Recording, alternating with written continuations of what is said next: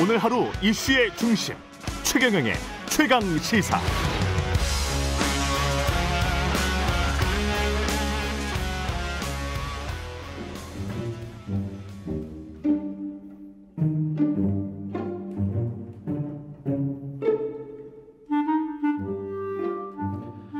최경영의 최강 시사 2022 설 특집입니다. 예, 책에서 길을 찾다 두 번째 시간, 책에서 미래를 찾다. 오늘은 사회 통찰에 있어 최고의 식견을 가지신 두 분 모시고 코로나19 이후의 미래에 대해서 이야기를 해보려고 합니다. 중앙대학교 김누리 교수님 나오셨고요. 안녕하십니까? 예, 안녕하세요. 예, 연세대학교 김호기 교수님 나오셨습니다. 네, 안녕하세요. 예, 책 이야기긴 합니다만은 우리 현실 이야기인데요. 예, 책은 뭐 그냥 액세서리라고 생각하시면 될 것 같습니다. 예, 김누리 교수님께서 추천하신 책은 사이토 고에이의 지속 불가능 자본주의고, 김호기 교수님도 오늘부터의 세계라는 제레미 리프킨 포함해서 석학들 7인의 인터뷰 모음집입니다. 예, 이런 책들을 추천을 하셨는데 전반적으로 추천하신 이유는 아마 지금 현재 자본주의가 지속 가능한가? 뭐 그런 어떤 문제의식에서 출발하신 것 같고요. 그게 코로나19로 확 또 대두돼서 우리 현실감 있게 다가오는 것 같고요. 일반 대중에게도. 어떻게 생각하십니까? 예, 예, 지금 자본주의가 위기다. 이건 우리 김호기 선생님 잘 아시겠지만 수십 년 됐죠. 거기에서도 위기 담론이 엄청나게 많았고요.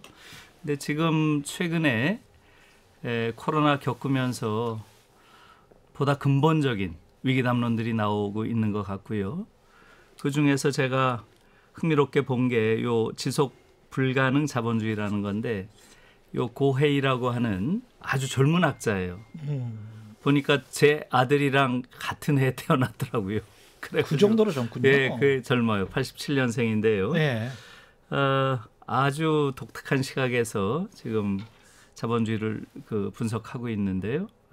그걸 뭐 왜 지속 불가능하냐 이걸 설명하자면 좀 긴 얘기이기 때문에 우선 거기까지만 말씀을 드리고 이야기하는 과정에서 좀 말씀을 드릴게요. 예. 지속 불가능한 이유에 관해서 언뜻 느껴지는 건 이제 기후 위기 생각도 나고요. 불평등도 생각이. 불평등과 기후 위기가 뭐 그렇죠. 지금 최근 예. 특히 금융 위기 이후에는 예. 최고의 두 개의 화두인 것 같습니다. 사실은 외신이나 한국의 언론들도 드문드문 보도를 하고 있습니다만, 외신들은 집중적으로 기후 위기나 불평등에 관해서는 시리즈로 기사도 쓰고 뭐 그래서 저는 그렇게 이제 받아들이고 있거든요. 그런 거죠. 이게 보통 문제는 아니구나. 그런 거죠. 사실은 제가 예.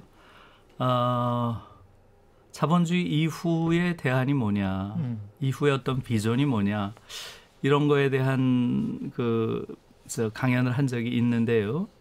제 나름대로는 그때 라이피즘이라고 하는 개념을 한번 만들어 봤어요.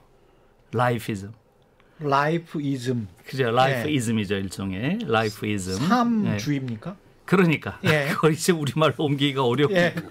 라이프이즘이라고 했는데 거기서 제가 주장한 것은 기본적으로 자본주의라고 하는 것은 안티 라이프 시스템이다. 안티 라이프의 체제라는 거죠. 그래서 기본적으로 인간의 삶을 파괴한다는 것이고요. 그것은 이제 인간과 사물의 관계를 왜곡시킨다는 거죠. 인간과 사물의 관계를 왜곡시킨다. 인간이 사물을 만들어내는데 이 자본주의 사회는 사물의 질서가 역으로 인간을 지배합니다. 이러한 전도 현상, 뒤집힌 거죠. 조금 더 구체적으로 말씀해 주시죠. 인간이 사물을 만들어내죠. 그것을 자본주의 사회에서는 상품이라고 부르죠. 상품 사람을 생산을 하는 것이죠. 그런데 상품의 질서라고 하는 것. 상품의 질서. 그렇죠. 자본주의 사회는 사물의 질서, 즉 상품이 가지고 있는 질서가 역으로 인간을 지배하죠. 사물의 세계에서 이루어지는 모든 것들에 따라서 인간이 배치되죠. 오히려. 금융 상품이나 명품이나 그런 것 모든 게 그렇죠. 모든 게 사실은 자본주의의 기본 원리죠. 그걸 소외라고 불렀죠. 저 위에 금융 상품이나 명품에서부터 저 밑에 1달러 샵에 이르기까지. 그렇죠. 예를 들면 증권거래소 같은데 앉아 있는 그 사람들의 모습은 과거의 신전에 앉아가지고 자신의 미래의 기복을 비는 사람과 뭐가 다른가요? 말하자면 사물의 질서가 마치 숙명인 것처럼 받아들여져서 인간을 역으로 지배하는 이러한 현상을 소외라고 불렀죠. 그렇죠. 그런데 인간이 지금 소외가 됐죠. 그러니까 지금 한국에서는 사실은 이 소외라는 개념이 뭘 고립시키고 배제시키고 네. 이런 의미로 알고 있잖아요. 네. 그런 의미가 아니에요. 본래 의미는 뒤집혔다는 뜻이죠. 뒤집혔다. 전도, 관계의 전도를 소외라고 부른 거죠. 예. 그래서 지금 그것을 이제 소외론에서 이야기하는 핵심은 사실은 사물과 인간의 관계가 뒤집혔다는 거예요. 그러니까 우리가 보통 현대인의 소외 이런 말 많이 하죠. 예. 그러면 우리는 현대인이 고립돼 있고 뭐 배제돼 있고 이렇게 생각하는데 그런 그렇죠. 의미가 아니에요. 사물이 역으로 인간을 지배한다는 거죠. 완전히. 그러니까 모던 타임즈 같은 게 아주 전형적인 소외죠. 인간이 오히려 기계의 리듬에 맞춰서 예. 완전히 전도된 거죠. 예? 도구가 오히려 주체를 지배하는, 객체가 주체를 지배하는 주객 전도의 상황을 소외라고 부르거든요. 근데 우리는 예. 그걸 의식하지 못하고 그러니까 지금 특히 한국에서는 예. 소외라는 개념이 아직도 도착을 안 해 있어요. 많은 일상 영역에서는. 근데 오히려 예. 예, 그래서 아무튼 첫 번째가 그런 소외의 영역인 것이고요. 소외의 영역. 다시 말하면 인간과 사물의 관계를 전도시킨다 하는 것이고요. 예. 예, 두 번째는 인간과 인간의 관계를 파괴하는 거죠. 예, 인간에 의한 인간 착취. 이건 뭐 더 이상 말할 필요가 없죠. 예. 그다음에 세 번째 경우는 인간과 자연의 관계를 왜곡시킨다는 거죠. 자연에 대한 무한 파괴. 이게 자본주의의 기본 속성입니다. 우연히 나온 것이 아니라. 그래서 결국은 자본주의를 비판할 때 대체로 이 세 가지 차원의 비판을 하는 거예요. 소외, 그다음에 착취, 예. 그다음에 파괴입니다. 이 세 가지 요소가 결국은 보세요. 첫 번째 소외의 경우는 인간의 삶을 파괴하는 것이고요. 두 번째 착취의 경우는 인간의 생존, 사회적 생존을 파괴하는 거죠. 그다음에 세 번째 그 자연 파괴의 경우는 생명을 파괴하는 거죠. 생존의 조건인. 그래서 삶, 생존, 생명 이렇게 할 때 이것을 영어로 쓰면 다 life예요. 그러니까 자본주의는 기본적으로 안티 라이프 체제라는 거죠. 그래서 아무튼 저는 이제 이걸 예. 넘어서기 위해서는 뭔가를 해야 된다. 라이피즘이라고 하는 안티 라이프 체제를 넘어설 가능성으로 저는 라이피즘이란 말을 만들어 봤어요. 예, 생명주의, 삶주의. 근데 예. 김홍기 교수님 대부분의 전제나 이런 것들은 동의하실 것 같은데 지금 말씀하신 것들. 근데 이 현상들이 불가피한 겁니까? 자본주의에서? 그냥 어쩔 수 없는 겁니까? 예, 먼저 좀 말씀드리고 예. 싶은 것은 이제 오늘 이제 책을 예. 이렇게 뭐 일종의 이제 그 얘기를 풀어가는 어떤 그런 어떤 도구로. 좀 출발점으로 삼았잖아요. 예. 그래서 이제 제가 추천하는 책부터 좀 먼저 말씀드리는 게 예. 청취자들에게 그 다음에 그 오늘부터의 세계는 또 한 그 다음 부에 또 지속적으로 이야기를 하도록 하고요. 지금 시간은 지속 불가능한 세계, 지속 불가능한 자본주의에 관해서 집중적으로 또 말씀을 하고 그 다음에 오늘부터의 세계는 그 다음 시간에 또 이야기를 하도록 하겠습니다. 지금 한 20분 더 이야기를 하고요. 뭐 세 가지 정도 우리 김누리 선생님 말씀하셨던 것에 대해서 말씀드릴 수 있을 것 같은데요. 사실 소외는 우리 김누리 선생님 공부하시는 인문학뿐만 아니라 이제 저희 사회과학에서도 많이 다루는 것이거든요. 그래서 이제 이 이론이 계속 발전돼 왔었는데요. 대표적으로 좀 발전된 개념을 하나 말씀드리자면 이 독일의 사회 사상가죠 위르겐 하버마스가 생활 세계의 식민화란 말을 만들었습니다. 그러니까 하버마스에 따른다면 현대 사회는 4개의 영역으로 이루어져 있습니다. 이제 정치 행정 체계가 있고요. 그 다음에 경제 체계가 있고, 그리고 공론장이 있고요. 그리고 시민 사회가 있습니다. 정치 행정 체계와 경제 체계를 하버마스는 체계라고 불렀고요. 공론장과 시민 사회를 생활 세계라고 불렀습니다. 근데 정치 행정 체계를 현재 재생산하는 가장 중요한 어떤 기제라고 해야 될까요? 아니면 수단이라고 해야 할까요? 그것은 권력입니다. 그리고 경제 체계를 재생산하는 가장 중요한 수단이자 어떤 매체라고 할 수 있는 건 화폐입니다. 그리고 공론장, 뭐 언론이 아주 공론장의 대표적 현상이죠. 공론장과 가족 등으로 대표되는 시민 사회의 가장 중요한 어떤 그런 이 수단, 매체 이런 것은 의미입니다. 예, 그래서 생활 세계의 식민화라고 하는 것은 예. 이 권력과 화폐의 의미가 현대사회가 시간이 흐르면 흐를수록 더 강해지고 두드러져서 우리가 삶에서 가져야 할 의미들을 식민화시킨다는 것이죠. 예. 그래서 예, 이 개념은 하버마스가 이제 나름대로 자기 이론을 결산하면서 만든 개념이긴 한데요. 조금 전에 우리 김유리 선생님 말씀하셨던 소외의 연장선상에서 그러네요. 소외의 연장선상이네. 예, 세련화시켰던 것 같고요. 예. 두 번째로 말씀드리고 싶은 것은 자본주의 이거 참 이게 판단하기 어려운 시스템입니다. 저는 그 양면성을 가지고 있다고 보고 싶어요. 양면성이 있다. 예, 그러니까 이제 역사적으로 보면 이 서양을 기준으로 보면 서양의 역사라고 하는 것이 노예제가 있었고요. 그 다음에 봉건제가 있었고요. 그 다음에 이제 자본주의가 있었거든요. 뭐 보는 시각에 따라 뭐 다를 수도 있겠지만 대체적으로 자본주의가 이전의 노예제나 봉건제보다 풍요로운 시스템인 것은 분명한 것으로 보입니다. 그러니까 덜 착취하지 않았냐 그런 생각도 들고요. 예? 덜 착취하지 않았냐. 그거는 좀 다를 수 있습니다. 다를 수 있습니까? 중세시대 농노와 네. 자본주의 시대 노동자 중에 어떤 삶이 더 힘들었는가는 판단하기 쉽지 않을 것 같습니다. 왜냐하면 뭐 자본주의 노동자 같은 경우는 초과 노동이 있었죠. 그런데 그렇죠. 이제 중세시대 농노들은 해가 지면 집으로 가서 쉬었다고 볼 수도 있기 때문에요. 이제 그건 약간 이제 경험적인 자료를 가지고 우리가 좀 이야기를 해야 될 것 같고요.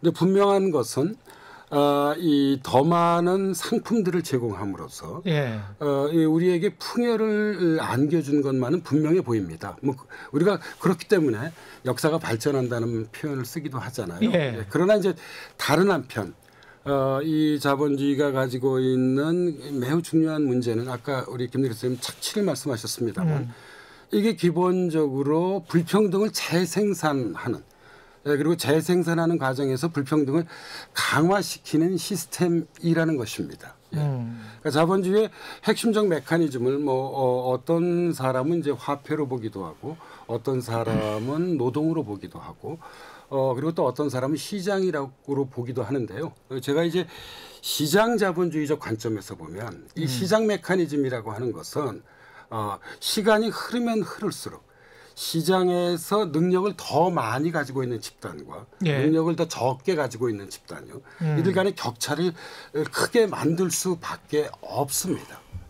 크게 만들 수밖에 없다. 예. 그래서 서양의 대표적인 경제 이론 중에 하나가 케인즈주의잖아요. 예. 케인즈주의의 가장 핵심적 아이디어라고 하는 것은 바로 이러한 시장에서의 불평등이 강화되고 재생산되면 사실 그 사회가 지탱하기 어렵습니다. 그래서 갈등이 폭발하게 되죠. 그래서 분배라도 좀 해주자. 예, 그래서 이제 어떤 그런 이 적극적인 이제 분배 정책을 추진할 수밖에 없는 것이죠. 그래서 저는 풍요와 불평등이라고 하는 이런 양면적 체제로 아마 이것은 이 인문학과 사회과학의 차이일 수도 있겠습니다. 우리 김유리 선생님처럼 인문학 하시는 분들은 뭐 저도 이게 정말 존중하는 것이지만 항상 문제를 근본적으로 보시잖아요. 이제 그런데 이제 저희들은 또 뭐 문제를 좀 현실적으로 볼 수밖에 이제 없는 사회과학의 경우는 이제 그런 약간의 차이가 있지만 그러니까 이제 큰 문제 의식은 비슷한 것 그렇죠. 같아요. 세 번째로 좀 말씀드리고 싶은 것은 그렇다고 한다면 자본주의가 이렇게 문제가 있는 시스템이라고 한다면 이 시스템을 어떻게 극복할 것인가가 매우 중요한 과제일 터인데요. 이게 참으로 어려운 것 같아요. 왜냐하면 사회체제가 가져야 할 기본적인 속성 가운데 중요한 것은 그것이 실현 가능해야 하고 지속 가능해야 합니다. 그런데 지난 이제 20세기를 돌이켜보면 뭐 역시 보는 시각에 따라 다를 수 있겠습니다만 제가 보기에는 20세기의 역사라고 하는 것은 저는 자본주의와 이 현실 사회주의 그러니까 사회주의 간에 뭐 구소련이 대표적인 경우죠. 경쟁 어떤 그런 이 세기였다고 봅니다. 그런데 결국 그 현실 사회주의가 자본주의에 패배하게 된 것이 어떤 역사적 그런 우리가 부정하기 어려운 이제 사실이라고 할 수 있는데요. 이 점에 있어서 그렇다고 한다면 자본주의 체제가 분명 문제가 있습니다. 극복해야 합니다. 우리는 이 자본주의를 넘어설 수 있는 실현 가능하고 지속 가능한 체제를 어떻게 만들 것인가.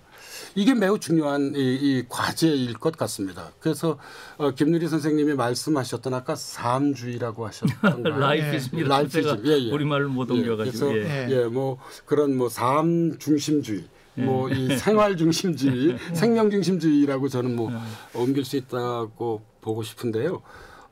이제 그런 어떤 자본주의를 넘어서는 새로운 어떤 그런 대안적인 지속 가능하고 실현 가능한 시스템을 만들어내는 것.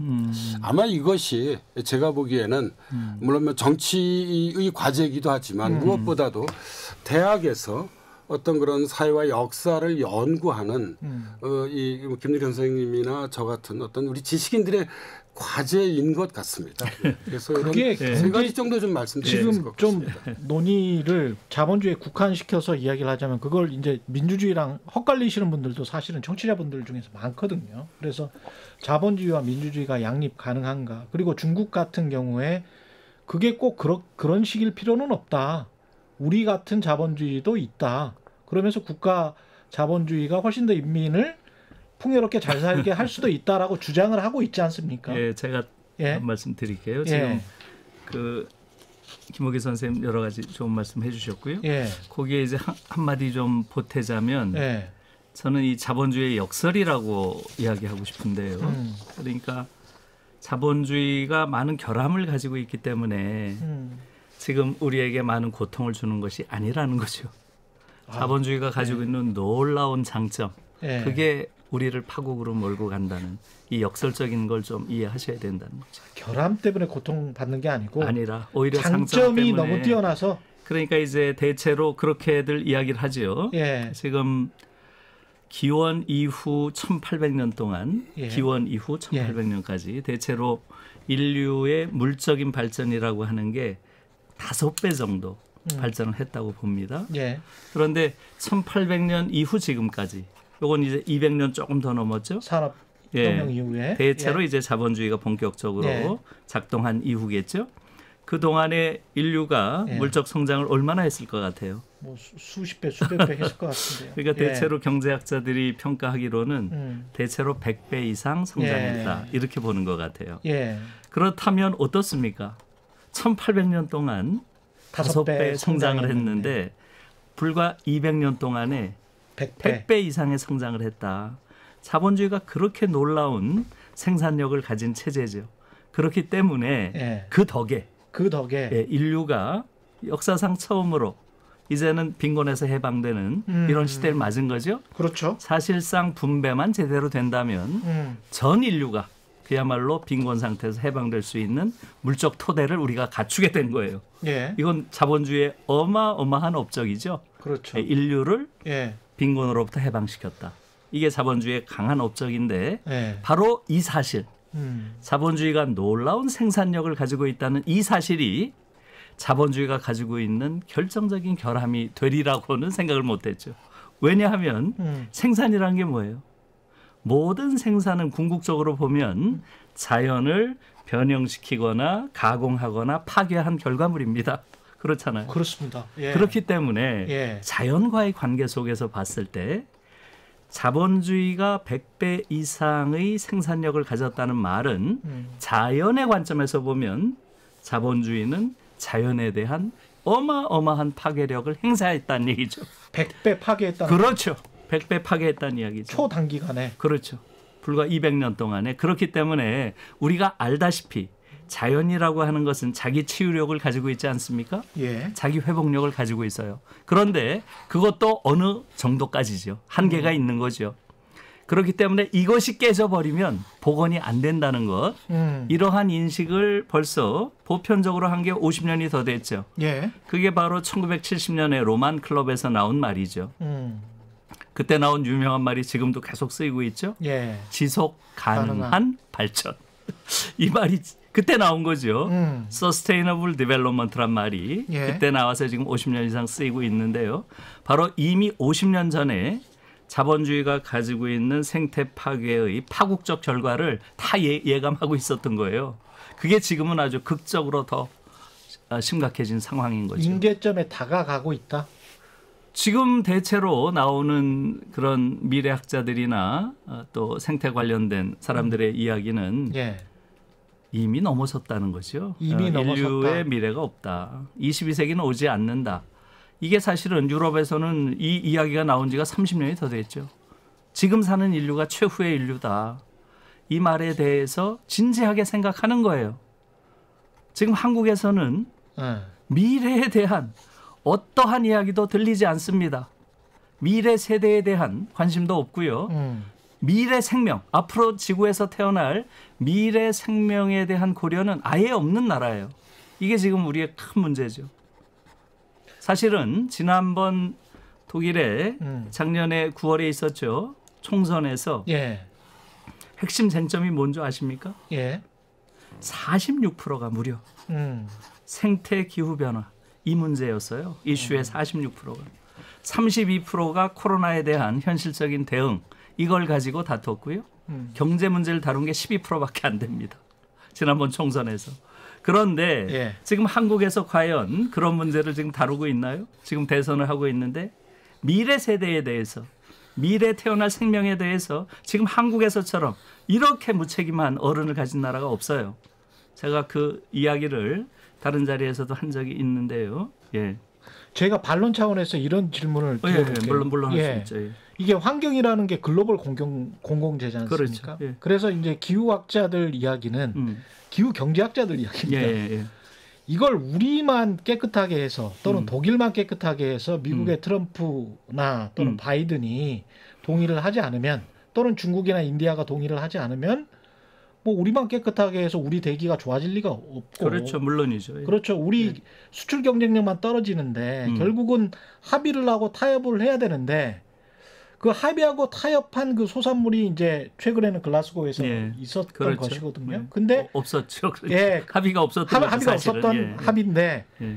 그나마도 계속 그 통계나 자료를 또 속이는 측면도 또 있는 것 같아요. 물론이죠. 예. 국가에서 이렇게 제출을 할 때 그러면 이게 글로벌 공공재라고 그래서 공짜로 다 쓴다고 해놓고 나중에는 다 속이다가 결국은 교수님 말씀대로 그냥 우리는 멸망하는 그 경로로밖에 갈 수 없는 겁니까? 아니면 다른 길이 있는 겁니까? 아니, 그러니까 한 가지 측면에서 맞아요. 네. 한 가지 측면에서 맞는 게 글로벌 공공재라는 측면이라기보다는 네. 이 고헤이란 친구도 이 지속 불가능 자본주의라는 책에서 소위 제국적 생활 양식 이런 표현을 쓰고 있어요. 임페리알레 레벤스파이스 이런 말을 쓰고 있는데요. 굉장히 중요한 말이라는 생각이 들어요. 지금 특히 서구 세계 선진국이 누리고 있는 풍요라고 하는 것은 사실은 주변부 대체로 지금 글로벌 사우스라고 부르는 빈곤국들이죠. 이쪽에서 착취와 수탈의 결과 그들이 누리는 거 아니겠어요? 그런 부분들이 분명히 있죠. 지금 환경 문제도 그것과 소위 제국적 생활 양식이라고 하는 서구 선진국들의 그런 풍요로운 삶의 방식 이것과 띄워놓고 생각할 수가 없죠. 그런 측면이 분명히 있죠. 네. 그런데 그와 연관해서 그 이제 결론적으로 말씀을 드리면 그럼에도 불구하고 지금 이루어지고 있는 생태 환경의 그런 위기라고 하는 것은 거의 과학적으로 이미 증명이 돼 있단 말이에요. 이미 증명이 이미 증명이 돼 있고 많은 미래학자들의 경우는 이미 임계선을 넘었다고 본단 말이에요. 그쯤이 되면 우리의 경우도 이제는 여기에 대해서 진지하게 생각을 해야 되는 거죠. 게다가 지금 문제는 뭐냐면 지금 우리가 살고 있는 이 지역이 생태 지옥에 가장 집중된 지역이라는 거예요. 왜냐하면 중국이 인류의 생태적 미래를 결정한다 이런 말 들어보셨죠? 결국 중국이 문제인데 중국으로 봐서는 동안 지역, 중국의 동안, 우리로 하면 서안이죠. 이쪽이 어떤 지역입니까? 이쪽에 원자력이고 뭐고 죄다 몰려있는 지역이에요. 이것이 가장 집중적으로 피해를 당하는 게 저희의 경우인데요. 이런 문제에 대해서 어떤 해결책을 가져야 될지 이런 부분에 대해서 우리 정치인들이 당연히 관심을 가져야 되는 것이죠. 그런 부분에 대한 어떠한 논의도 없다는 것은 이것은 그 자체가 저는 범죄라고 봐요. 김유기 교수님 시각에서는 어떻습니까? 아까 생활세계 식민화 조금 전에 두 분이 나눴던 얘기를 좀 이렇게 묶어서 시간이 좀 많이 지났기 때문에 좀 간략히 좀 말씀을 좀 드려보자면요. 두 가지 측면에서 말씀드릴 수 있을 것 같아요. 우리가 지금 자본주의의 지속 불가능성 문제도 중요하지만 아까 우리 그 최경영 기자께서 말씀하셨던 전 자본주의와 민주주의의 관계도 이 청취자분들에게 좀 이렇게 말씀을 좀 드릴 필요가 있다고 생각합니다. 이것이 이제 양립 가능하냐, 양립 불가능하냐 그러니까요. 그 문제인데요. 자본주의의 기본적 속성은 뭐 미국식으로 얘기하자면 1달러 1표입니다. 그러니까 이제 우리식으로 얘기하면 1원 1표죠. 이건 뭐 제가 만들어내는 것이 아니라 우리 사회과학자들이 많이 쓰는 말입니다. 민주주의는 1인 1표입니다. 그 경제의 원리와 정치의 원리가 다른 것이죠. 근데 인간이 살아가는데 가장 중요한 것은 이제 물질적인 삶입니다. 역시 먹고 사는 문제가 가장 중요하죠. 이제 세계 대부분의 나라가 이제 자본주의를 받아들이고 있습니다. 그러니까 중국 같은 경우도 이 시장 사회주의, 그러니까 시장을 받아들였다고 해서 시장 사회주의라는 표현을 쓰고 있잖아요. 이게 자본주의 시장을 받아들인 겁니다. 그렇죠. 그래서 먹고 사는 물질적 삶의 문제가 가장 중요한데 이 물질적 삶의 양식으로서 자본주의가 가지고 있는 가장 치명적 문제는 아까 저희들이 이야기를 나눴던 불평등의 문제입니다. 결국 어떤 형태로든 불평등을 해결하지 않으면, 완화시키지 않으면 이 시스템 자체는 붕괴할 수밖에 없는 것입니다. 이것을, 이 붕괴를 막기 위한 가장 효율적인 정치 제도가 제가 보기에는 민주주의라고 생각을 합니다. 그러니까 정치 제도를 우리가 보자면 크게 두 가지로 나눌 수 있습니다. 하나는 민주주의고 다른 하나는 권위주의입니다. 그런데 민주주의의 가장 핵심적 아이디어는 그 권력의 원천이 국민에게 있다는 것입니다. 이게 뭐 소위 우리 얘기하는 이제 인민주권주의죠. 반면에 권위주의는 권력의 원천이 국가에게 있는 것입니다. 소수 집단에게 집중되어 있는 것이죠. 그리고 이제 이러한 민주주의는 다시 두 개의 모델로 나눠볼 수 있습니다. 하나가 영미 모델인 자유민주주의가 있고요. 다른 한 모델이 우리가 대륙 모델이라고 하는 뭐 독일과 스웨덴이 대표적이라고 생각합니다. 사회민주주의 모델이 있는 것입니다. 그래서 이제 제가 말씀드리고 싶은 것은 이 민주주의로서 자본주의를 제어하는데 한계가 분명히 있죠. 그 한계라고 하는 것은 지금 금융위기 이후에 계속 증대된 불평등을 보면 우리가 그 한계의 실체를 거의 이제 관찰할 수 있습니다. 그럼에도 불구하고 자본주의의 이 시스템을 어느 정도 제어할 수 있는 제도로서 민주주의는 매우 중요하다고 생각을 하고 있고요. 권위주의와 비교해 볼 때 민주주의가 갖는 정말 중요한 장점, 그것은 뭐냐면 정기적인 선거나 투표를 통해서 권력을 감시할 수 있다는 점입니다. 이 감시되지 않는 권력은 결국 부패하기 마련이라고 하는 것은 우리가 어떤 역사에서나 관찰할 수 있는 일종의 경험치과도 같은 것입니다. 정기적으로 감시를 해야 되는 거죠. 그런데 선거나 투표가 가장 효율적인 시스템이라는 생각이 듭니다. 여기서 자본주의와 민주주의의 불가능성, 양립 불가능성을 이야기하는 사람들도 있지만 제가 보기엔 자본주의를 그래도 감시하고 견제하고 대응할 수 있는 가장 효과적인 시스템은 민주주의일 수밖에 없다는 걸 하나 말씀드리고 싶고요. 두 번째 이제 두 분이 말씀하셨던 것에 제 생각을 좀 더해 보자면 전 그럼에도 불구하고 사실 지금 이 전지구적인 생태 위기, 다시 말씀드리자면 뭐 가장 대표적인 것이 이제 기후 위기 같은 것인데요. 이 기후 위기의 많은 부분은 사실 선진국이 거의 이 비서구 사회, 그러니까 뭐 옛날에 우리 제3세계라고 많이 표현했는데요. 이들 국가에게 전가한 부분도 결코 작지 않습니다. 본인들이 200년 동안 해먹었잖아요. 그래서 이 사실상 아까 우리 최 기자께서 말씀하셨듯이 이것이 어느 한 나라가 잘한다고 해서 이 기후 위기와 같은 생태 위기가 극복되기 어렵습니다. 더더욱이 이 생태 위기나 기후 위기에서 어떤 중요하게 고려해야 할 사안 중에 하나는 무임승차의 문제입니다. 그렇죠. 그러니까 예를 들어 다른 나라들이 다 잘하면 우리는 안 하면 안 되나? 뭐 이런 문제, 무임승차 같은 것들이 발생할 수 있죠. 그래서 이제 이런 맥락에서 볼 때 생태위기가 가지고 있는 어떤 전지구적인 성격을 고려할 때 저는 여전히 이번 팬데믹을 통해서 글로벌 거버넌스가 많이 약화됐잖아요. 예. 근데 그럼에도 불구하고 어떤 지구적 연대, 글로벌 거버넌스가 필요하고 제가 이제 이것을 강조해서 말씀드리는 것은 민주주의 그 담론도 계속 그동안 발전돼 왔습니다. 그래서 최근에 지난 20, 30년 동안 아주 많이 토론돼 왔던 민주주의론이 글로벌 디마크라시, 영어로 써서 죄송합니다만 이른바 지구민주주의입니다. 글로벌 민주주의. 다시 말씀드리자면 민주주의라고 하는 이 원리가 제대로 작동하기 위해서는 이제 지구적 차원에서 이 민주주의가 운영되어야 한다는 것입니다. 그리고 이제 잠깐 끊고 가겠습니다. 왜냐하면 지금 말씀하신 것들 뭐 민주주의가 결국은 인본주의나 아까 말씀하신 라이프이즘과 접속이 될 것 같은데 그런데 전 세계적인 체제로 보자면 1인 1표나 1국가 1표라기보다는 미국 마음대로가 지난 역사였다고 생각을 해본다면 게다가 생활세계 아까 식민화 말씀하셨잖아요.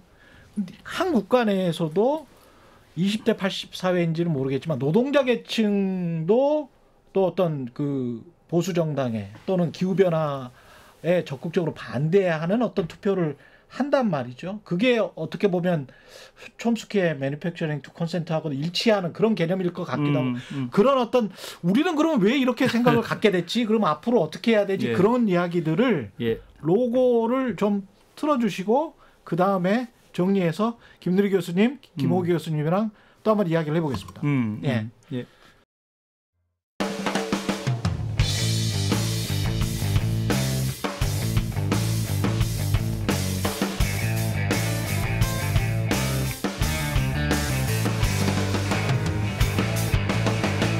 최경영의 최강 시사.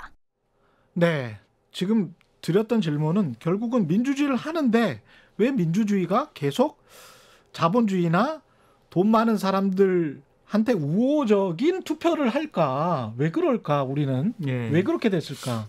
그 부분에 대해서 제가 조금 말씀드릴게요. 지금 김호기 선생님이 너무 일목요연하게 그야말로 강의하듯이 잘 정리해 주신 것 같아요. 자본주의와 민주주의의 그 관계에 대해서 자본주의가 1달러 1표의 체제라면 민주주의는 1인 1표의 체제다. 그걸로 딱 정리가 된 것 같아요. 그런데 아까 말씀하신 그 하버마스, 유르겐 하버마스라고 하는 독일 철학자를 조금 다시 저도 인용을 하고 싶은데요. 하버마스가 세계화라고 하는 것, 신자유주의 세계화는 민주주의의 덫이 될 것이다. 이런 말을 했어요. 그래서 저는 굉장히 중요한 말이라고 생각이 들어요. 세계화는 결국 민주주의의 덫이 될 것이다. 이 말이 뜻하는 게 뭐겠습니까? 신자유주의 세계화라는 건 뭔가요? 그 이전까지 경제 질서를 규율하던 국가 단위, 이걸 깨고, 그렇죠? 자본이 이제는 국경이라는 걸 넘어서서 세계적인 자본으로 확장되는 과정이죠. 그렇죠. 이게 왜 민주주의의 덫이 될까요?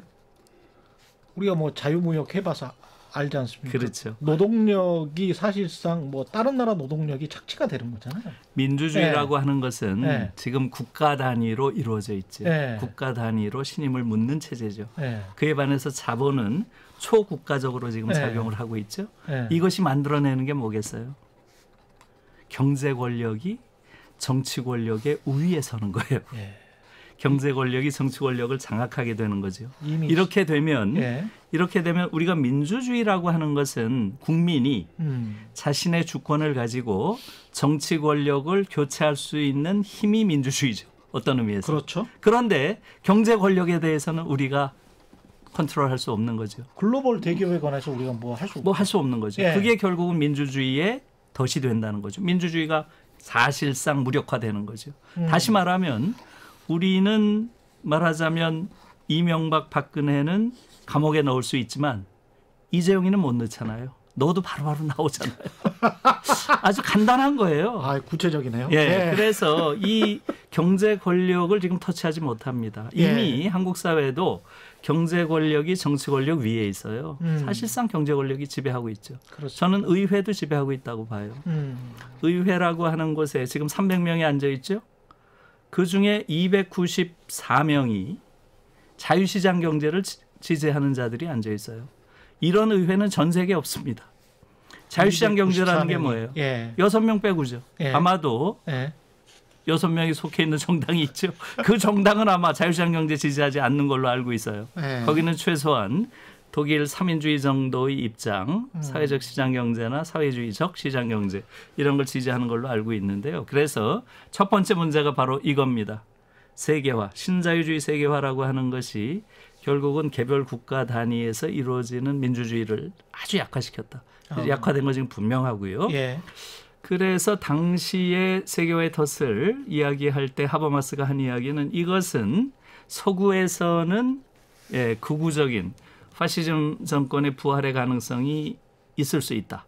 그리고 개발도상국에서는 군사 독재가 재현될 가능성이 있다. 이런 우려를 당시에 표명했는데 부분적으로는 맞았죠. 예. 그래서 민주주의와 자본주의의 관계를 지금 신자유주의의 관계 속에서 그렇게 말씀드릴 수 있고요. 예. 구체적으로는. 두 번째로 왜 노동자들이 자신의 이해에 반하는 그러한 자들에게 투표를 하느냐. 일종의 계급 배반 투표라고 정치학자들은 이야기를 합니다. 그렇죠. 자신의 계급에 반하는 예. 투표를 하는 이유가 뭐겠어요? 거기에서 고용이 나오니까 그렇게 생각하는 거 아닐까요? 예, 지금 예. 이 세계를 지배하는 게 자본이라는 건 다 이제 이해하셨고요, 그죠? 예. 모두가 우리가 동의하고 있는 거고요. 오늘의 세계를 지배하는 건 자본입니다. 자본이 어떻게 지배하죠? 자본이 두들겨 패가면서 지배합니까? 아닙니다. 예. 어떻게 지배하죠? 뭐 월급 주죠. 자본의 지배는 이데올로기에 의한 지배죠. 이데올로기에 의한 지배다. 예, 그래서 예. 지금 얼마 전에 토마 피케티라고 하는 예. 불평등 문제의 세계적인 권위자죠. 예. 파리 경제대학의 피케티 교수가 쓴 책의 제목이 바로 자본과 이데올로기인 이유가 거기 있죠. 이 세계를 지배하는 건 지금 자본이고요. 예. 자본의 지배 방식은 이데올로기를 통한 지배라는 거죠. 다시 말하면 정신을 장악해버리는 거예요. 정신을 장악하는. 그렇죠. 그러니까 내 안에서 내가 나를 지배하고 억압하고 착취하는 자들의 예. 그러한 세계를 내가 원하고 욕망하고 그 삶을 산다면 내가 어떻게 해방이 되죠? 해방될 수가 없죠. 그렇죠. 예. 다시 말하면 예. 저들이 과거처럼 이제는 회초리나 물리적인 폭력 가지고 지배하지 않는다는 거죠. 지금은 어떻게 해요? 노예 감독관을 내 안에 심어놓죠.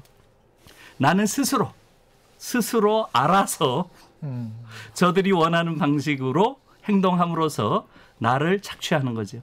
그걸 자기 착취라고 부를 수 있겠죠? 플라톤의 동굴에 갇힌 인간처럼. 그런 거와 비슷한 거죠. 예. 그러니까 이러한 자기 착취가 저는 전 세계에서 가장 심한 나라가 한국이라고 봅니다. 우리나라에서는 그걸 자기 개발이라고 불러요. 한국인들은 자기 착취를 하지 않으면 불안해요. 예. 온전하게 행복감을 느끼는 그러한 순간을 못 가지는 그러한 사람들이 저는 한국인이라고 봐요. 냉정하게 생각해 볼 필요가 있어요.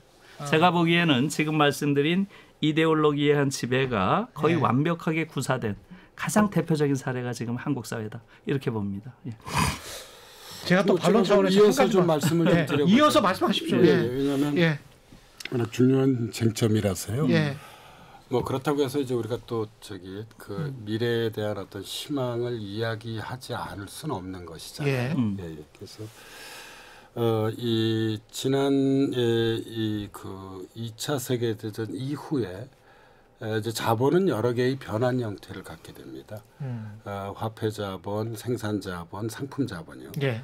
근데 가장 중요한 자본은 금융 자본이라고 할 수 있죠. 특히 1980년대 이후에 그랬습니다. 예. 왜냐하면 정보혁명이 가속화되면서 금융 자본의 세계화. 우리는 이제 24시간 뉴욕이나 도쿄나 프랑크푸르트나 런던 주식 시장에 투자할 수 있습니다. 그렇습니다. 예. 그래서 금융자본의 이제 세계화가 매우 중요한 어떤 자본주의의 세계화. 다시 말씀드리자면 이제 신자유주의 세계화를 이끌어온 원동력이었는데요. 아까 우리 김유리 선생님 말씀하셨듯이 문제는 자본은 이렇게 지구적으로 스스로 자기 재생산을 하는데 민주주의라고 하는 것은 일국적인 어떤 그런 영역에 갇혀 있는 것입니다. 한국 민주주의, 미국 민주주의, 독일 민주주의, 일본 민주주의입니다. 따라서 지구적 차원에서 민주주의가 이 자본주의에 제대로 대응할 수 없는, 그러니까 자본주의를 제어할 수 없는 상태이죠. 이래서 사회과학에서 제기된 개념이 바로 글로벌 케인즈주의입니다. 케인즈주의를 국제적으로 작동시켜야 한다는 것이죠. 근데 이 케인즈주의가 국제적으로 작동하기 위해서는 매우 중요한 조건이 있습니다. 이 국제관계라고 하는 것은 기본적으로 힘의 관계입니다. 예. 우리가 뭐 G5, G7, G20 이런 얘기들을 많이 하죠. 그러니까 예. 현실적인 힘을 크게 갖고 있는 국가들 간의 합의가 이루어져야만 합니다. 예. 아니 근데 백신도 자국 아니 우선으로 근데 이제 그렇게 제 얘기는 뭐냐면 하는데, 그렇다고 예. 해서 우리가 이 상태를 그대로 놓아두게 되면 그렇죠. 희망이 전부 보여지는 건 아니죠. 근데 이제 그래서 글로벌 케인즈주의라는 게 가능할까 그런 생각이 막 아니요. 드는 거예요. 그럼에도 불구하고 예. 단기적으로는 실현 불가 가능성이 낮다 하더라도 예. 중장기적으로 모색하지 않는다고 한다면 예. 사실상 우리는 이 시스템에서 벗어날 수 없는 것이죠. 예. 그러니까 지금 이제 제 얘기는 뭐냐면 예. 우리가 미래의 어떤 그런 희망의 관점에서 문제를 이제 봐야 한다는 것이죠. 희망의 그래서 관점에서 봐야 된다. 희망의 관점에서 보면 어떤 게 정말 실현 가능할 것인가. 그나마 그래도 실현 가능한 대안이 바로 이 글로벌 케인즈주의고요. 아까 피케티 말씀을 하셨습니다만 예. 결국 금융자본을 일국적 차원에서 통제하기 어렵습니다. 예를 들어 우리나라에 투자된 외국 자본들에게, 외국 금융자본들에게 우리나라만 예를 들어 자본세를 부여하잖아요. 예. 그러면 당연히 다른 나라 주식시장으로 이동하게 됩니다. 그렇죠. 예, 따라서 예. 글로벌 케인즈주의에 입각한 글로벌 자본세와 같은 것을 도입해야만 합니다. 이건 중장기적 과제입니다. 예. 좀 했었죠. 12%, 15% 해가지고 하긴 했었는데. 그래서 아무튼 이러한 저는 그러니까 대안의 측면에선 뭐 그것이 단기적으로는 이루어지기 어렵다 하더라도 우리가 이제 글로벌 거버넌스라고 얘기하는데 글로벌 거버넌스의 구체화된 형태로서 글로벌 케인즈주의 같은 것이 언젠가는 저는 가능한 한 빨리 모색되어져야 한다고 생각합니다. 그렇지 않으면 사실상 자본주의가 가지고 있는 그늘은 훨씬 더 전 짙어질 거라고 생각을 하고 있습니다. 이걸 하나 말씀드리고 싶고요. 그리고 두 번째 이제 그 계급 배반 투표에 대해서 말씀을 우리 김대리 선생님 하셨는데요. 사실 우리가 투표를 하는 행위는 두 가지로부터 크게 구속을 받습니다. 하나는 사회 경제적 위치입니다. 그리고 또 다른 하나는 사회 문화적 의식입니다. 예. 근데 이제 경제적 위치에 따라 투표 성향이 곧바로 결정되지 않습니다. 그렇죠. 예, 많은 경우에서는 문화적 의식, 그리고 특히 이러한 문화적 의식이 때로는 그 나라의 어떤 그런 역사자와 긴밀하게 연관되어져 있습니다. 예를 들자면 우리나라 같은 경우에서는 지난 20세기 후반 가장 중요한 어떤 한국 사회 특징 중에 하나는 냉전 분단 체제입니다. 한국 전쟁. 그래서 이 냉전 분단 체제 하에서 이른바 우리가 내면화하고 있는 분단 의식 이런 것들이 유권자들에게 심한 영향을 미치게 됐죠. 그래서 이런 아까 이제 이데올로기라고 그 표현을 하셨는데요. 이 계급 배반 투표에서는 어떤 객관적인 위치 못지않게 이런 주관적 의식이 투표 성향에 큰 영향을 미칠 수 있다는 점을 좀 주목할 필요가 있고요. 저는 이제 이 점에서 제가 뭐 역시 이제 또 미래를 얘기하지 않을 수 없는데요. 여전히 저는 유효한 개념이 이 안토니오 그람시의 헤게몬이라는 개념을 좀 새롭게 재구성해낸 카운터 헤게몬이라고 생각을 하고 있습니다. 그러니까 헤게몬이라고 하는 것은 한마디로 얘기하자면 이 자본주의적 생활에 어떤 우리의 삶과 의식을 순치시키는 것입니다. 그렇습니다. 이 체제가 최고야. 이 체제 외엔 다른 대안이 없어를 순치시키는 거죠. 근데 그렇지 않은 것이죠. 자본주의는 문제가 있는 체제이기 때문에 아까도 말씀드렸듯이 명암이 있는 체제이기 때문에 그 그늘을 극복해야만 합니다. 그런데 이제 기성 공론장의 대부분의 경우는 이러한 자본주의 체제를 어떤 그런 바람직한 것으로 우리가 순치시킨다 그러잖아요. 순치시키는 내면화시키는 어떤 기능이나 역할을 담당하고 있죠. 그래서 저는 이런 기성 공론장에 맞서는 어떤 그런 새로운 그러니까 또 다른 사회가 가능하다. 또 다른 미래가 가능하다. 라고 하는 어떤 그런 우리가 이제 대항공론장이라고 얘기를 하는데요. 아니 어떻게 생각하면 KBS 라디오에서 이런 그 이야기를 하는 것도 상당히 그 공론장으로서 의미가 크니까. 저는 이런 대항공론장을 구축해 나가는 것이 매우 중요한 것이고요. 이러한 대항공론장이 존재할 때 두 가지입니다. 하나는 비로소 우리는 자기가 살아가는 삶과 사회에 대한 정말 균형 잡힌 객관적 의식을 갖게 되고요. 첫 번째고요. 두 번째로는 이 균형 잡혔기 때문에 보다 현실을 전 잘 제대로 파악할 수 있다고 생각을 좀 하고 있습니다. 그래서 사실상 이런 우리나라도 여러 다양한 형태의 이 대한 언론 매체들이 있잖아요. 그래서 저는 이런 것들이 더욱 활성화되어져야만 한다고 보고 있습니다. 김누리 교수님 말씀하시기 전에 제가 청취자들이나 시청자들 입장을 약간 좀 중에 저처럼 약간 속물적인 사람들도 분명히 있을 거란 말이죠. 근데 저 같은 사람은 저같이 이제 얄팍한 생각을 가진 기자는 그래도 우리가 이렇게까지 성장을 했고 사다리 위에 올라갔는데 대충 하다가 그 미국 위주의 세계에서 그냥 사다리 걷어차고 그냥 그 안에서 민주주의만 좀 잘하고 복지국가만 잘 이뤄서 북유럽처럼 어떻게 좀 잘 살 수 있지 않을까? 그쪽으로 갈 수 있지 않을까? 그런 또 얄팍한 생각이 좀 들어요. 근데 아무튼 그렇게 가긴 좀 어려울 것 같고요. 그게 어렵습니까? 그럼요. 사실은 선진국이 된다고 하는 것은 제가 보기에는 본질에 접근하는 행위라고 생각을 하고요. 조금 더 본질적으로 가야 되는 거고요. 아까 우리 김옥희 선생님 말씀하신 것처럼 사회학자가 조금 더 현상에 대한 분석을 한다면 이제 인문학자들은 조금 안으로 들어가서 그게 본질이 뭐지 이걸 따진단 말이에요. 지금 말씀하신 부분을 제가 인문학자의 관점에서 보면 이렇습니다. 사실은 지금 아주 중요한 헤게모니, 그람시의 헤게모니 말씀도 하셨고요. 공론장 이야기도 하셨는데 아주 근원적으로 보면 언어의 문제입니다. 또 언어가 나오는구나. 이 모든 것들이 작동하는 게 결국은 우리가 언어를 통해서 현실을 파악할 수 있는 것이고요. 그렇죠. 또 그 파악한 인식을 가지고 현실을 변화시킬 가능성이 있죠. 그런데 이 언어 자체가 완전히 거짓의 언어로 이루어진 사회에서 그 사회를 변화시키는 건 불가능하겠죠. 맞습니다. 그래서 이 언어의 문제가 사실은 이데올로기 문제의 핵심이 되는 이유가 그런데요. 그러니까 이런 거죠. 아까 하버마스 이야기가 나왔잖아요. 하버마스의 스승이죠. 스승이 테오도르 아도르노라고 있는데요. 아도르노 이야기를 좀 하면 아도르노가 바로 그 언어의 본질적인 정치적 속성 이거에 대해서 생각을 많이 했어요. 그래서 아마 한국에서는 아도르노가 에릭 프롬이나 이런 사상가보다 훨씬 덜 알려져 있는데요. 그 이유가 뭐냐면 너무 어려워요. 독일 아이들도 아도르노 책은 그냥 설레설레 머리를 흔들 정도로 독일 아이들도 읽기가 어려워요.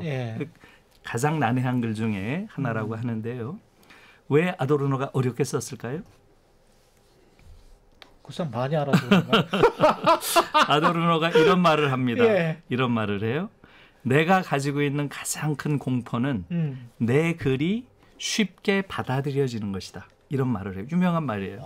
내가 가지고 있는 가장 큰 공포는 내 글이 쉽게 이렇게 수용되는 것. 이것이 가장 두렵다. 왜 그렇겠어요? 이 모든 언어라는 것은 기본적으로 지배의 언어입니다. 이 언어를 쓰면 쓸수록 기존의 지배 질서가 강화돼요. 왜? 그렇습니다. 지배 질서를 강화하는 행위가 돼버리는 거예요. 본질적으로 보면. 그렇기 때문에 하나의 모순이 생겨요.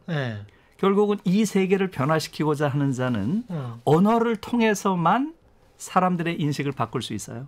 그렇잖아요. 그래야만 세상이 바뀌겠죠. 그런데 그 언어를 사용하는 순간 이 기존 질서를 더 강화한다 이거예요. 아포리. 일종의 모순된 상황 속에 우리가 빠질 수밖에 없는 거죠. 제가 기자로서 이런 상황이 직면되는 게 많은데 그렇죠. 구체적으로 보면 시장이 원한다. 이런 이야기를 하잖아요. 우리 신문이나 이런 데서.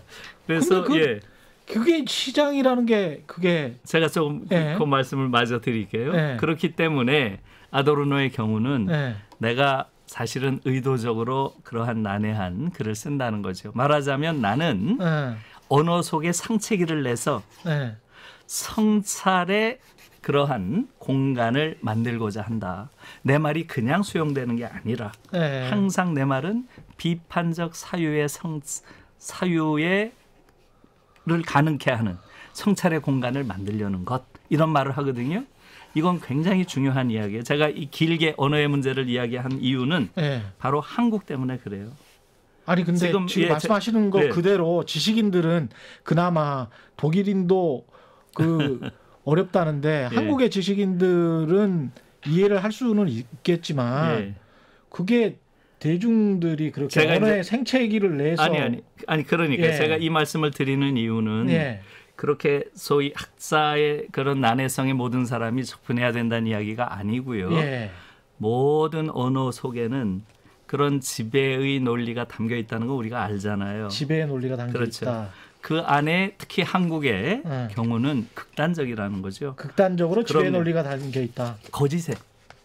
지배를 위한 거짓에 그러한 내용들이 담겨 있다. 예를 들어서 자꾸 말씀을 끊어가지고 제가 말을 못하고 있는데 지금 한국에서 우리가 보수와 진보라고 이야기를 하잖아요. 대체로 민주당 계열을 진보라고 하고 저쪽 국민의힘이란 쪽을 보수라고 하지만 이 언어 자체가 완전히 거짓의 언어죠. 이게 무슨 지금 국힘이라고 하는 이런 정당이 어떻게 이게 보수 정당입니까? 보수가 뭡니까 도대체? 그리고 민주당이란 정당이 뭘 근거로 진보해요? 말하자면 이런 언어들 자체, 특히 말하자면 언론계에서 끊임없이 프레임으로 재생산하고 있는 이러한 것 때문에 한국 사회가 엄청난 기형성을 극복 못하는 거예요. 지금 한국의 정치 구도는 저는 반복적으로 그 얘기를 하고 있어요. 보수와 진보가 서로 경쟁하는 정치 구도 아닙니다. 이건 지금 한국 정치를 규정하는 최고의 거짓말이에요. 지금 한국의 정치는 수구와 보수가 과도 지배하는 체제예요. 경쟁도 안 해요. 70년 동안 서로 권력을 분점해서 6대4, 4대6으로 끊임없이 과도 지배하는 체제인 것이지 이들이 언제 경쟁을 합니까? 실제로 들어가서 보세요. 두 당의 정강 정책을. 요번만이 아니에요. 거의 차이가 없습니다. 이 두 정당이 가지고 있는 근원적인 차이는 제가 보기엔 하나예요. 김정은이를 어떻게 볼 것인가. 이건 달라요. 그러나 이재용이를 어떻게 볼 것인가. 똑같습니다. 뭐가 달라요. 그러니까 사실상 본질적인 차이가 없는 두 개의 정당이 그러한 특히 안보와 관련된 문제와 관련해서 차이를 유일하게 가지고 있는 이러한 정당이 70년 동안 서로 권력을 분점해온 이러한 질서, 이러한 질서가 한국을 저는 전 세계에서 가장 불평등한 그러한 사회로 만든 근원적인 문제라고 보고 있어요. 그래서 국민들은 속아서 계속 찍고 있다. 그렇죠. 294석으로 계속 만들어주고 그런 있다. 거죠. 예. 저는 그렇게 보고 있어요. 시간도 좀 상당히 지났어요. 이제 말씀하십시오. 저도 뭐 마지막으로 의견 좀 말씀 좀 드려보자면요. 먼저 청취자분들께서 혹시 그렇게 생각하실지도 모르겠습니다. 그 현실을 잘 모르는 교수 두 사람이 나와서 너무 좀 이상적으로 말하는 것 아니냐, 얘기하는 것 아니냐 이렇게 들으시는 분들도 계실 터인데요. 근데 이렇게 생각해 주셨으면 좋겠습니다. 저희 그 인문사회과학에서 두루 쓰이는 개념 중에 하나가 반대 막대 구부리기입니다. 막대가 지금 구부러져 있습니다. 근데 이제 구부러져 있는 게 우리나라 같은 경우에 제가 보기에는 뭐 예를 들자면 돈을 중시하는 화폐 지상주의나 뭐 이런 것들입니다. 뭐 돈이 최고라는 뭐 대표적인 그런 것 경향들이죠. 근데 이러한 생각들을 바꾸기 위해선 왜냐하면 삶에서 돈 못지않게 어떤 가치나 의미도 중요하거든요. 막대가 구부러져 있으면 이게 가운데 오기 위해서는 반대쪽으로 많이 구부려야 제대로 돌아올 수 있습니다. 그렇죠. 예, 그래서 오늘 이제 우리 김누리 선생님이나 제가 얘기했던 것은 일종의 저는 김 선생님 뭐 어떻게 생각하실지 모르지만 반대 막대 구북이라고 생각합니다. 이게 어떻게 보면 대학에서 학생들을 가리키는 우리 지식인들의 과제일지도 모르겠어요. 네. 근본적으로 생각을 해서 문제를 좀 어떤 본질적으로 해결할 수 있는 어떤 그런 진단과 처방을 내놓아야 한다는 것인데요. 이걸 첫 번째로 좀 말씀드리고 싶어요. 이런 맥락에서 오늘 이제 저희들이 나눴던 이야기를 좀 이해해 주시기 바라고요. 네. 두 번째로 말씀드리고 싶은 것은 어떻게 하다 보니까 이제 우리가 오늘 2부에서 나누기로 했던 이 팬데믹 이후의 세계에 대해서 제대로 이야기를 나누지 못했는데요. 네.